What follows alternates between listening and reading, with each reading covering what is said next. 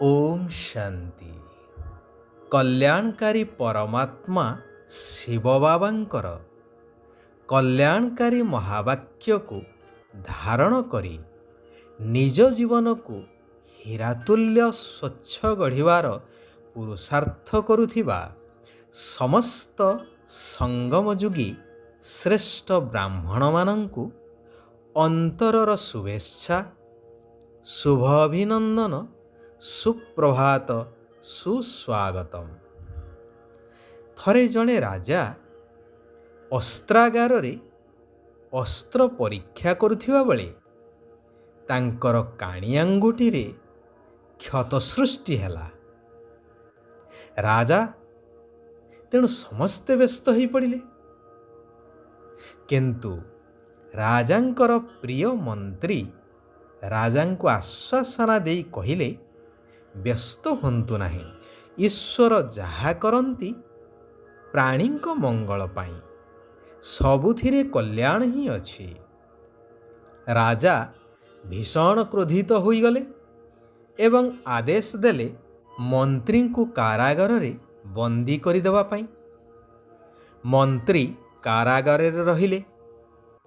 किछि दिन परे थरे राजा शिकार उद्देश्य रे किछि सैन्य एवं पारिषदों को नहीं जंगल को गले। शिकार करुथिबा समय रे हठात बणुआ हाथी पल सेमानंको उपरे आक्रमण करिदेले। तेणु जिए जुआड़े पाइले प्राण नहीं धाइले। अंधार हेई आसिला, काहार काहा सहित साक्षात हेई पारिला नाही। राजा देखिले दूर रे किछि आलुओ जलिबार। राजा से आड़ को अग्रसर हेले विपद उपरे आहुरी विपद जेपरी माड़ी आसिला। जंगली लोक माने राजांकु धरि नेले तांको मुखियांको पाखकु एवं विचार हेला आसंता काली राजांकु बलि दिया जीव तांको कुल देवींको पाखरे। सकाळु मुखिया निर्देश देले राजांकु तनखी करिवा पाई। राजांकर आंगुठी रे क्षत थिबार देखि मुखियांकु जणई दिया गला। मुखिया निर्देश देले कि एही लोक बलि पाई उपयुक्त नुह, तेणु तांकु मुख्य रास्ता रे छाड़ी देई आस।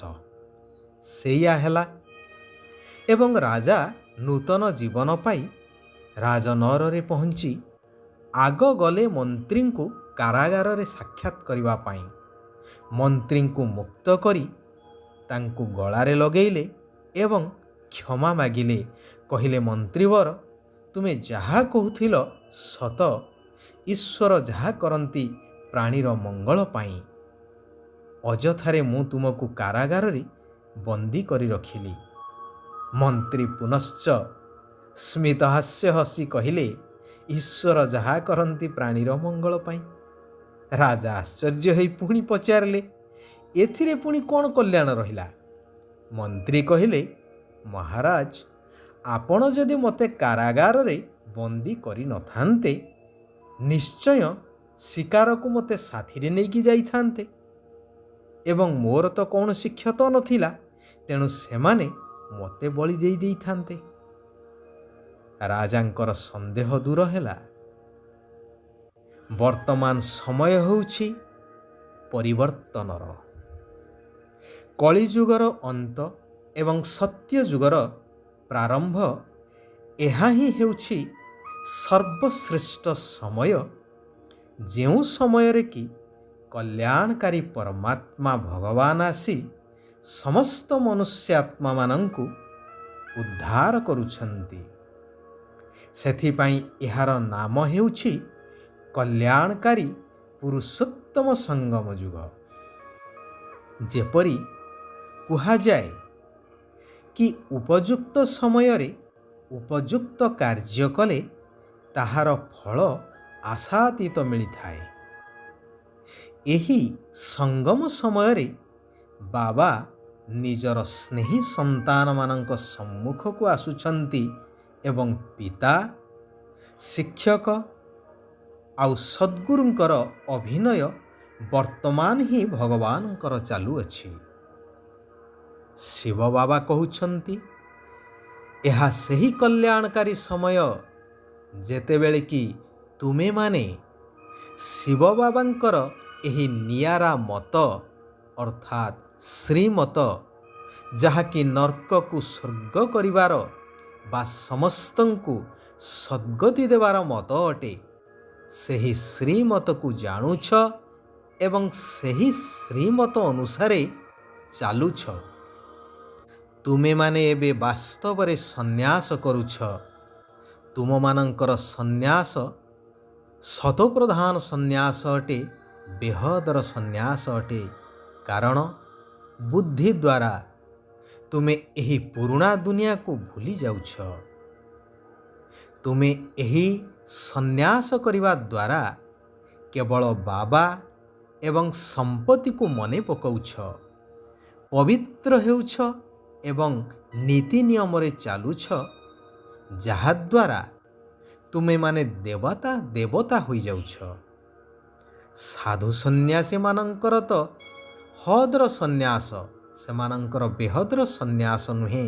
କାରଣ ସେମାନେ ଘରଦ୍ୱାର ପିଲାଛୁଆଙ୍କୁ ସିନା ଛାଡ଼ି ଯାଇଥାନ୍ତି, ହେଲେ ସେହି ଗୃହସ୍ଥୀଙ୍କ ଠାରୁ ତ ଭିକ୍ଷା କରି ଖାଇଥାନ୍ତି। ସାଧୁ ସନ୍ନ୍ୟାସୀମାନଙ୍କର ହଦର ସନ୍ନ୍ୟାସ। ତୁମେମାନେ ଈଶ୍ୱରୀୟ ପରିବାରର ଅଟ। ଈଶ୍ୱରୀୟ ପରିବାରର ନିୟମ ହେଉଛି ଭାଇ ଭାଇ ହୋଇ ରହିବା। ବ୍ରାହ୍ମଣ କୂଳର ନିୟମ ହେଉଛି ଭାଇ ଭଉଣୀ ହୋଇ ରହିବା। ସେଥିପାଇଁ ବିକାରର ଦୃଷ୍ଟି ଆସିପାରିବ ନାହିଁ। ଶିବ ବାବା କହୁଛନ୍ତି, ମନ୍ମନା ଭବ। ଦେହର ସବୁ ସମ୍ବନ୍ଧକୁ ଛାଡ଼ି ନିଜକୁ ଆତ୍ମା ନିଶ୍ଚୟ କର। ତେବେ ଆତ୍ମାରେ ଜନ୍ମ ଜନ୍ମାନ୍ତରରୁ ଗଚ୍ଛିତ ଥିବା ସମସ୍ତ ବିକର୍ମ ବା ପାପ ଭସ୍ମ ହୋଇ ଆତ୍ମା ପବିତ୍ର ଶତପ୍ରଧାନ ହୋଇଯିବ। ମନୁଷ୍ୟ ତ ଦେବତାଙ୍କ ପାଖକୁ ଯାଇ ମହିମା ଗାନ କରୁଛନ୍ତି ଯେ ଆପଣ ସର୍ବଗୁଣ ସମ୍ପନ୍ନ, ମୁଁ ନୀଚ ପାପୀ। ନିଜକୁ ତ ଦେବତା ବୋଲି କହିପାରିବେ ନାହିଁ, ଯେହେତୁ ପତିତ। ସେଥିପାଇଁ ନିଜର ପ୍ରକୃତ ଧର୍ମ ଆଦି ସନାତନ ଦେବୀ ଦେବତା ଧର୍ମକୁ ଭୁଲି କହିଦେଉଛନ୍ତି ହିନ୍ଦୁ। ଏହା ବୁଝିବାର କଥା। ଶିବ ବାବା କହୁଛନ୍ତି, ଦେହ ଅହଙ୍କାରକୁ ଛାଡ଼ି ଦେହୀ ଅଭିମାନୀ ଅର୍ଥାତ୍ ଆତ୍ମ ଅଭିମାନୀ ହେବାର ଅଛି। ଅଶରୀରୀ ହେବାର ଅଭ୍ୟାସ କରିବାର ଦରକାର।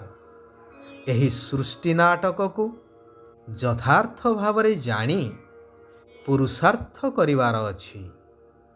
ଡ୍ରାମାରେ ଯଦି ଥିବ, ତେବେ ମୁଁ ପୁରୁଷାର୍ଥ କରିବି, ଏପରି ଚିନ୍ତା କରିବା ପୁରୁଷାର୍ଥହୀନର ଲକ୍ଷଣ ଅଟେ।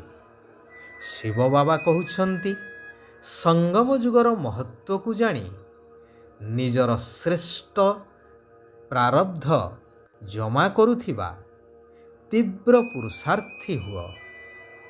ଏହି ସଙ୍ଗମ ସମୟରେ ହିଁ ପରମାତ୍ମା ଭଗବାନଙ୍କ ସହିତ ଆତ୍ମାମାନଙ୍କର ମିଳନ ହୋଇଥାଏ, ଅର୍ଥାତ୍ ଶିବ ବାବାଙ୍କ ସଙ୍ଗର ଅନୁଭବ ହୋଇଥାଏ, ଯାହା ଅନେକ କାଳ ପାଇଁ ଜୀବନକୁ ହୀରାତୁଲ୍ୟ କରିଦେଇଥାଏ। ଏହାର ଯଥାର୍ଥ ମହତ୍ତ୍ୱକୁ ଜାଣି ଗୋଟିଏ ସେକେଣ୍ଡ ମଧ୍ୟ ବାବାଙ୍କ ସଙ୍ଗଠାରୁ ଦୂରେଇ ରହିବା ଅର୍ଥାତ୍ ଶ୍ରୀମତକୁ ଛାଡ଼ିବା ଅନୁଚିତ। ଏହି ପୁରୁଷାର୍ଥ ହିଁ ଭବିଷ୍ୟ ସତ୍ୟଯୁଗୀ ରାଜ୍ୟ ଅଧିକାର ପ୍ରାପ୍ତ କରେଇଥାଏ। ସମସ୍ତଙ୍କୁ ସ୍ନେହ ଏବଂ ସହଯୋଗ ଦେବା ହିଁ ବିଶ୍ୱ ସେବାଧାରୀ ହେବା। ଆଚ୍ଛା, ଆଜି ପାଇଁ ଏଇଠାରେ ଆମେମାନେ ବିରାମ ନେବା।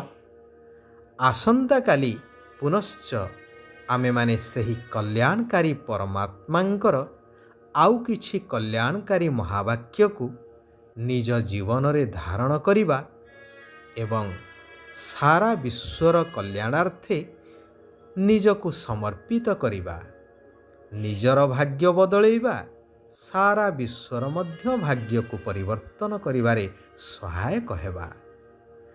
ଓମ୍ ଶାନ୍ତି, ଓମ୍ ଶାନ୍ତି, ଓମ୍ ଶାନ୍ତି।